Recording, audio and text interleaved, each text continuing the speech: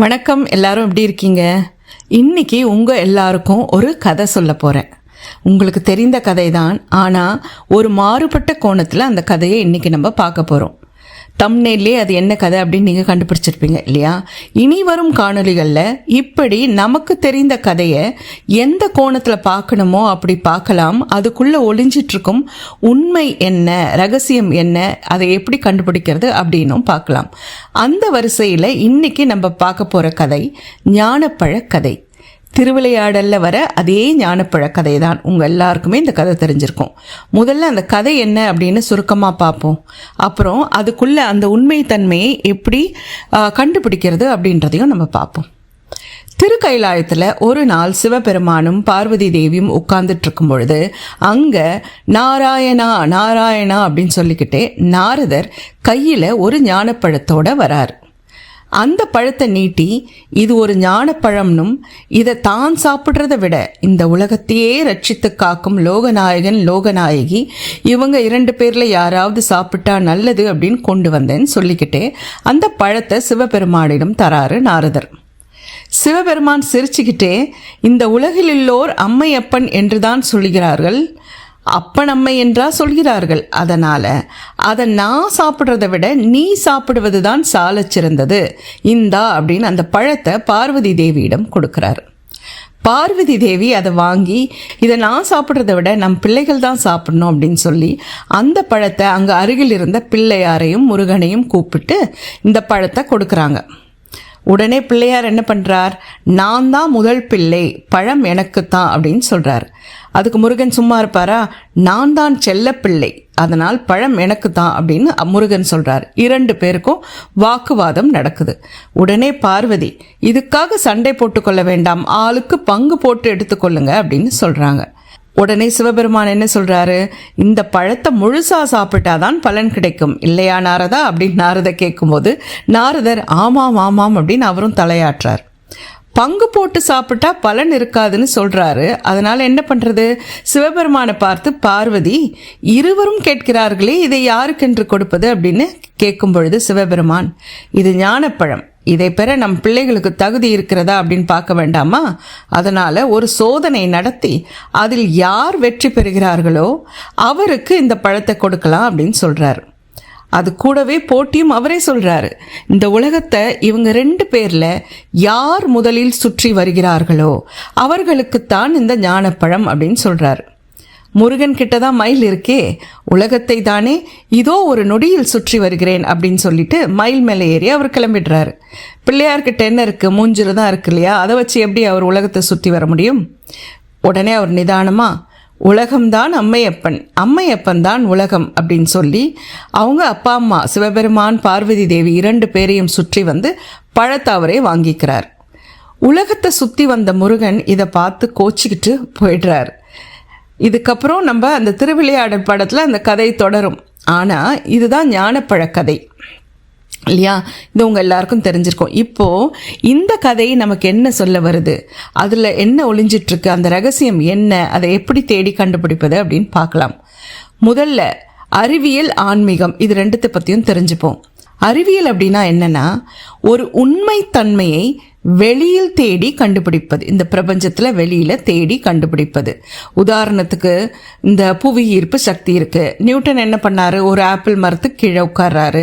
Apple கீழே விழும்போது அவருக்குள்ளே ஒரு கேள்வி எழுது, எப்படி இது கீழே விழுது அப்படின்றது. அதிலிருந்து புவி ஈர்ப்பு சக்தியை நியூட்டன் கண்டுபிடிச்சி அதுக்கப்புறம் அடுத்த இன்வென்ஷன்ஸ் எல்லாமே அதை தொடர்ந்து வருது. இது உதாரணத்துக்கு நான் சொன்னேன். ஸோ அறிவியலில் எல்லா விஷயத்தையும் வெளிநோக்கி தேடுகிறது அறிவியல்.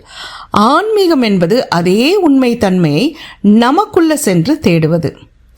அறிவியல் ஒவ்வொரு உண்மை விஷயத்தையும் கண்டுபிடிச்சிக்கிட்டே போகுது. எதை நோக்கி போகுது? ஃபைனலாக என்ன ட்ரூத், இட்டர்னல் ட்ரூத்துன்னு சொல்கிறோம் இல்லையா, அந்த கடைசி உண்மை அது என்ன அப்படின்னு அறிவியல் தேடிக்கிட்டே போகுது. போகும்பொழுது வழியில் கிடைக்கிற அந்த குட்டி குட்டி உண்மைகளை கண்டுபிடிச்சிக்கிட்டே போகுது. ஆன்மீகம் இதே இட்டர்னல் ட்ரூத்தை, அதாவது அந்த கடைசி உண்மை, அந்த ஒரு உண்மை இருக்கு இல்லையா, ஃபைனல் ட்ரூத், அதை உள்நோக்கி சென்று தேடி ஆன்மீகம் ஆல்ரெடி தேடி கண்டுபிடிச்சிடுச்சு இல்லையா? ஒரே ஒரு வித்தியாசம் என்ன அப்படின்னா, அறிவியலுக்கும் ஆன்மீகத்திற்கும், ஆன்மீகம் என்பது ஒரு தனி மனிதனின் அனுபவம். அறிவியல்ன்றது வெளி உலகத்தில் கண்டுபிடிக்கிறதுனால அனைவராலையும் அதை அனுபவிக்க முடியும். இது ஒன்று தான் வித்தியாசம். அறிவியலும் ஆன்மீகமும் ஒரே விஷயத்தை தான் தேடி போகுது. ஒன்று வெளியில் தேடுது, இன்னொன்று உள்ள தேடுது. இரண்டுமே கேள்வியின் அடிப்படையில் தான் வேலை செய்யுது. அறிவியல் ஆன்மீகம் இரண்டுமே கேள்வியின் அடிப்படையில் தான் வேலை செய்யுது.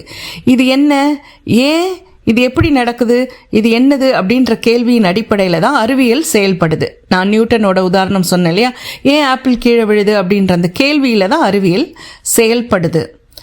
ஆன்மீகமும் அதே மாதிரி தான். நான் யார் அப்படின்ற அந்த கேள்வியின் அடிப்படையில் தான் ஆன்மீகமும் வேலை செய்யுது. அறிவியல் வெளிநோக்கிய தேடல் நம்ம பார்த்தோம். இந்த பிரபஞ்சம் அளக்கவே முடியாத ஒன்று. இன்றைக்கி அறிவியல் என்ன சொல்லுது, இந்த பிரபஞ்சம், இந்த யூனிவர்ஸ் இருக்கு இல்லையா, அது கிட்ட போக போக போக விரிவடைஞ்சிக்கிட்டு போயிட்டே இருக்குது. அதோட எல்லை எதுன்னே கண்டுபிடிக்க முடியல அப்படின்றாங்க. இப்படி அளக்க முடியாத பெரிய பிரபஞ்சத்தில் ஒரு விஷயத்தை தேடி கண்டுபிடிக்க கண்டிப்பாக பல காலம் ஆகும். அதே விஷயத்தை நமக்குள்ளே சென்று தேடும் பொழுது சீக்கிரமாக தேடி கண்டுபிடிச்சிடலாம் இல்லையா? இப்போ உதாரணத்துக்கு ஒன்று சொல்கிறேன். உங்ககிட்ட ஒரு மோதிரம் இருக்குது, நீங்கள் உங்கள் விரலில் ஒரு மோதிரம் போட்டிருக்கீங்க. அந்த மோதிரத்தை ஒரு 10க்கு 10 அறைக்குள்ளே தொலைச்சிட்டிங்கன்னு வச்சுக்கோங்க. அப்போ தேடும் பொழுது என்ன ஆகும், சீக்கிரமாக தேடி கண்டுபிடிச்சிடலாம். ஏன்னா அது வெறும் 10க்கு 10 குட்டி அறை தான். அதே மோதிரத்தை ஒரு பெரிய மைதானத்தில் தொலைச்சிட்டிங்கன்னா தேடி அதை கண்டுபிடிக்க ரொம்ப டைம் எடுக்கும், தாமதமாகும். அறிவியலுக்கும் ஆன்மீகத்துக்கும் இந்த வித்தியாசம்தான். நான் முன்னாடி சொன்ன மாதிரி அந்த இட்டர்னல் ட்ரூத்தை ஆன்மீகம் ஆல்ரெடி கண்டுபிடிச்சிருச்சு, அறிவியல் இன்னும் அதை தேடி போய்கிட்டே இருக்கு. இப்போ இந்த கதைக்குள்ளே வருவோம். ஞானத்தை, அதாவது அந்த உண்மை தன்மையை நமக்குள்ளே சென்று சீக்கிரமாக கண்டுபிடிச்சிடலாம். அம்மை அப்பனை பிள்ளையார் சுற்றி வந்து ஞானப்பழத்தை வாங்கி கொண்டது போல நமக்குள்ள சென்று உண்மை தன்மையை தேடி கண்டுபிடிக்கிறத அதுதான் குறிக்கும். அம்மா அப்பா சேர்வதனால்தான் நாம பிறக்கிறோம் இல்லையா, அதுதான் அம்மை அப்பனை சுற்றி வருவது. அறிவியல் வெளி உலகத்துல தேடுறது தான் முருகன் மயில் மேல் ஏறி இந்த உலகத்தை சுற்றி வருவதை குறிக்குது. அப்போ இந்த ஞானப்பழ கதை உண்மையில் நமக்கு என்ன சொல்ல வருது அப்படின்னா, அறிவியலும் ஆன்மீகமும் ஒரே ஞானத்தை தான் தேடுது. ஒன்று உள் சென்று தேடுது, மற்றொன்று வெளியில் தேடுது. உள் சென்று தேடினால் சீக்கிரம் கண்டுபிடிச்சிடலாம். வெளியில் தேடிக்கிட்டே இருக்கோம் நம்ம இன்னும் இல்லையா, முழுமையாக கண்டுபிடிக்க நாள் ஆகும். அண்டம் பிண்டம் அப்படின்னு சொல்கிறோம் இல்லையா, மேக்ரோ மைக்ரோ. அந்த அண்டம் எதனால் செய்யப்பட்டிருக்கோ அதே விஷயத்தால் தான் நாமும் செய்யப்பட்டிருக்கோம். இந்த பிண்டம், அந்த அண்டம் எப்படி செயல்படுதோ அதே மாதிரி தான் நாமும் செயல்படுறோம். ஆனால் அந்த அண்டத்தோட ஒரு சின்ன மினியேச்சர், டைனி மினியேச்சர், ஒரு சிறு வடிவம் தான் நாம். ஆனால் அதே மாதிரி தான் நாமும் செயல்படுறோம். அது எதனால் செய்யப்பட்டிருக்கோ அதனால தான் நாமும் செய்யப்பட்டிருக்கோம். அதனால தான் அந்த விஷயத்தை வெளியில் போயும் தேடலாம், நமக்குள்ளே சென்றும் தேடலாம். இதுதான் இந்த கதையோட விளக்கம். நல்லா இருக்கு இல்லையா? உங்களுக்கு பிடிச்சிருக்கோன்னு நினைக்கிறேன். நான் முன்னாடி சொன்ன மாதிரி இனிவரும் காணொலிகளில் இந்த மாதிரி நமக்கு ஆல்ரெடி தெரிஞ்ச கதையை எடுத்து அதுக்குள்ளே ஒளிஞ்சிருக்கும் உண்மைத்தன்மை என்ன அப்படின்றத நம்ம பார்க்கலாம். உங்களுக்கு கேள்விகள் எதாக இருந்தால் சொல்லுங்கள், கருத்துக்களை பதிவிடுங்க, லைக் பண்ணுங்கள், ஷேர் பண்ணுங்கள், சப்ஸ்கிரைப் பண்ணுங்கள். நான் உங்களை அடுத்த காணொலியில் சந்திக்கிறேன். நன்றி.